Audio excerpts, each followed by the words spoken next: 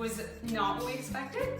We had some COVID delays, but I will have to say that despite that, the level of service, the level of attention to detail, the ability to overcome those obstacles was phenomenal.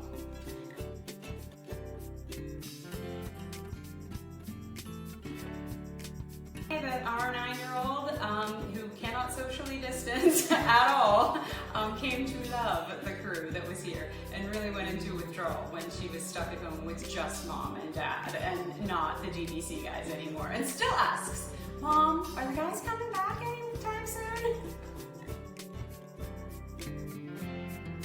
There were a couple things. First of all, our project was non-traditional.